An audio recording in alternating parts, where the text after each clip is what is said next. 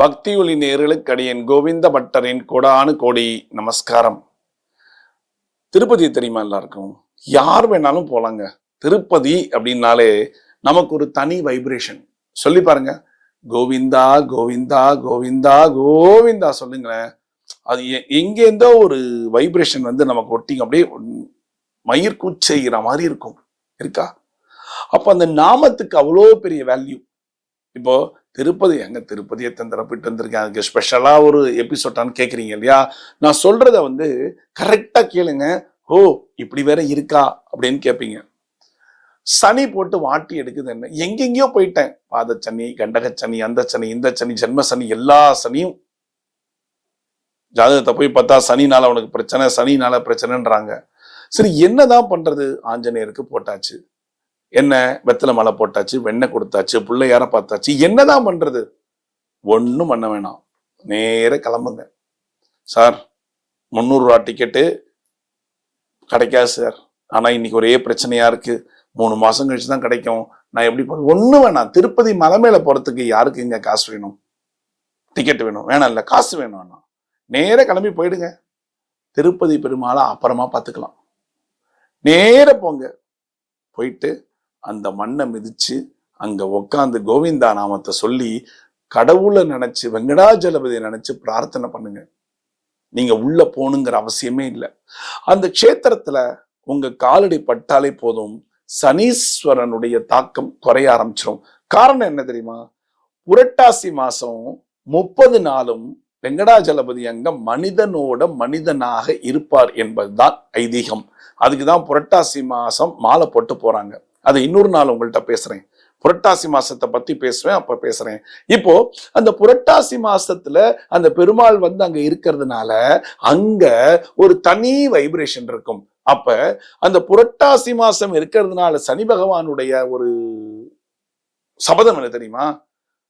இந்த இடத்துக்கு வந்துட்டு போனவர்களுக்கு நான் எந்த தீங்கும் பண்ண மாட்டேன் அப்படின்னு வெங்கடாஜலபதி கிட்ட சொன்னதா ஒரு ஐதீகம் இருக்கு.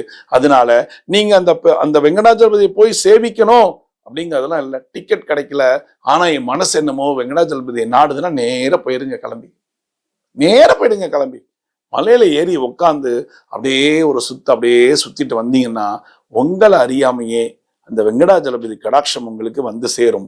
அந்த சனியினுடைய தாக்கம் கண்டிப்பாக குறையும். நம்ம வீட்டிலேயே உட்காந்துட்டு சனி பாடாப்படுத்துது, என்ன பண்றதுன்னு தெரியல, எங்க போனாலும் பிரச்சனை. அந்த பிரச்சனை எப்படி முடிக்கிறது? இதை தொட்டி இது முடிஞ்சா அடுத்தது, சரி அந்த பிரச்சனையை முடிச்சிட்டேன்னா வேற பிரச்சனை வருது. ஒவ்வொரு பிரச்சனையா சால்வ் பண்ணிட்டே இருந்தா நான் என்னைக்கு நல்லா வாழறது? ஒரு பெரிய கொஸ்டின் மார்க் இருக்கா? ஆனாலும் எல்லாரும் சொல்றாங்க திருப்பதி போ, திருப்பம் வரும்னு. திருப்பதி போகணும்னாலே நம்ம அந்த வெங்கடாஜலபதியை சேவிச்சுட்டு வரதான் நினைச்சுட்டு இருக்கோம். அப்படி இல்லைங்க. டிக்கெட் கிடைக்கல, எனக்கு டிக்கெட் கிடைக்கல, வேற வழி இல்லை, ஆனாலும் போகணும். என் மனசுல போகணுங்கிற ஒரு எண்ணம் வந்துடுச்சு. அங்க போனா சனியோட தாக்கம் எல்லாம் குறைஞ்சிரும். நேர கிளம்பி போங்க. நேர கிளம்பி போனாலே அது வெங்கடாஜலபதியை சேவித்த பலன் கிடைக்குங்க உங்களுக்கு. அங்க உட்காந்து கோவிந்தா நாமத்தை முடிஞ்ச அளவு சொல்லுங்களேன். ஒரு நாள் நைட்டு தங்குங்க, கோவிந்தா கோவிந்தா கோவிந்தான்னு தங்குங்க. அங்க இருக்கிற அன்னதான கூடத்துல சாப்பிடுங்க.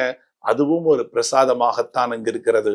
அந்த மலையில எது கிடைச்சாலும் பிரசாதம் தான். அப்ப அந்த பிரசாதத்தை சாப்பிட்டு வரும்போது உள்ள தூய்மை, உடல் தூய்மை ரெண்டும் ஆகுதா? ரெண்டும் ஆயிடுச்சு. ஆனா எனக்கு டிக்கெட் 3 மாசம் கழிச்சு தாங்க. பரவாயில்லைங்க, அந்த 3 மாசத்துக்கு தான் நீங்க போகணுங்கிற அவசியம் இல்லை. உங்களால முடிஞ்ச அளவு போங்க, சேவிங்க. திடீர்னு தெரியாது, திடீர்னு 300 ரூபா டிக்கெட் ஃப்ரீயா இருக்கும், சர்றன்னு உள்ள போயிட்டு வந்துடலாம். அவனே கூப்பிடுவான் வா அப்படின்னு. அப்ப அங்க போனாதானே நடக்கும். நீங்க டிக்கெட் ரிசர்வ் பண்ணதெல்லாம் அப்புறமா இருக்கட்டும், ஆனா ஒரு சொல்யூஷன் வேணும். எனக்கு மனசு ரொம்ப பாரமா இருக்கு, ரொம்ப பாரம், என்ன பண்றதுன்னு தெரியல. போங்க. அடுத்த சொல்லலாம், எங்க திருப்பதி போயிட்டு வர்றதுக்கு என்கிட்ட காசு இல்லைங்க.